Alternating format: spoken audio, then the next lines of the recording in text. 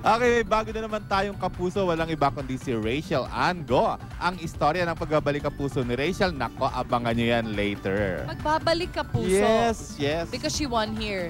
Yes, dito ba dito siya nanalo. Ah, ayun. Oh, welcome back. Nag-guest din naman siya sa atin before pa, di ba, si Rachel Ann? Yes.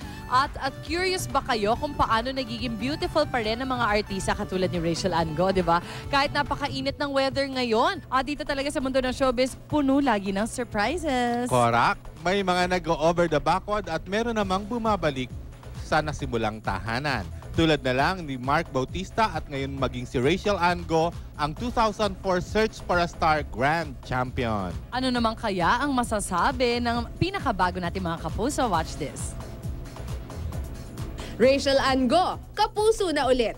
Matapos mawala ng halos 4 na taon, pumirma na kahapon ang young diva na si Rachel Ann Go ng kontrata sa GMA7. Makakasama siya sa Party Pilipinas. Kasing init ng pagtanggap kay Rachel Ann Go ang mga intrigang sumalubong din sa kanya. Isa na dyan ang isyong siya ang third party sa hiwalayang RC Munoz at Kian Cipriano. Paglilinaw ng magaling na singer, maayos na ang lahat.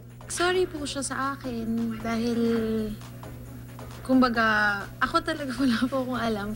Nag-sorry na po siya na na-involve po ako dun sa issue po nila. So ako, syempre showbiz po, kumbaga iniintindi ko na lang po na ganun talaga yung mga bagay-bagay. Bagamat kumalat na ang balita ng kanyang paglipat bago mag-Holy Week, marami pa rin ang nagulat sa kanyang muling pagpirma sa Kapuso Network. Pagbibida ni Rachel, sigurado siya sa ginawa niya. Pinagdasal ko po talaga to.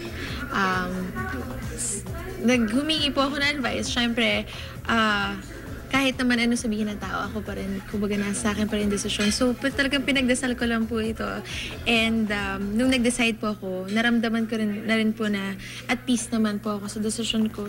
Sa April 18 na lalabas si Rachel Ann sa Party Pilipinas. Inamin ni Rachel na mixed emotions ang namamayani sa kanya pagpasok sa Sunday Musical Variety.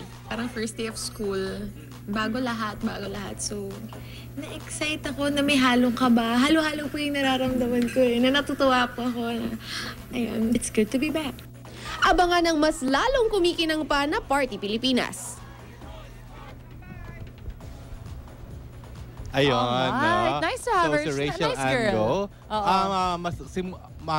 mapapanood siya sa Party Party Pilipinas starting April 18. Nice. Yun. Abang kayo si Rachel Ann Go. Pero naintindihan ko yung feeling na sinasabi niya parang first day of school. Parang wow. Siyempre parang magme-make friends siya ulit. And of course, hopefully welcome siya ng bonggang-bongga ng mga taga-Party Pilipinas. At bago siya pumunta ng GMA kahapon, magkausap nga raw sila ni Mark Bautista. Oh. Tapos tinatanong siya, totoo ba na...